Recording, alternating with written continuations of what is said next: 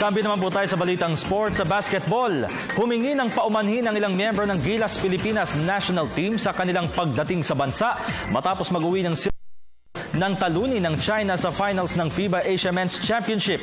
Sa isang tweet ni Asi Taulava, nagpasalamat ang veteranong manlalaro sa mga fans na nagdasal at sumuporta sa kanila. Dagdag pa niya isang malaking karangalan na makasama bilang teammates ang iba pang basketbolista mula sa iba't ibang teams ng PBA. Humingi rin ng paumanhin ang team captain ng Gilas na si Dondon Ontiveros dahil hindi nila naiuwi ang gintong medalya. Subalit sa kabila umano ng kabiguan ay nagawa nilang maging proud ang mga Pilipino. Sinabi naman ng maraming taga-suporta ng Philippine team na walang dapat ikahiya sa pagkatalo at hindi rin dapat mag-sorry ang mga players. Ginawa umano ng koponan ang kanilang makakaya upang magtagumpay sa kanilang laban.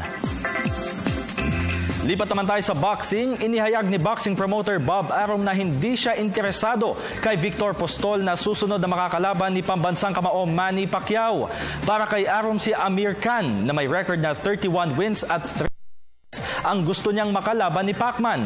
Patuloy umano ang kanyang pakikipag-usap sa kampo ng British boxer. Samantala, matapos ang panalo ni Postol kay Lucas Matis ng Argentina sa pamamagitan ng 10-round knockout para sa World Boxing Council Light Welterweight Crown noong linggo, ay sinabi niyang handa niyang labanan ang kahit na sino. Gayunpaman, hindi naman niya tuwirang inihayag ang pagnanais na makasagupa ang 36 years old na si Pacquiao.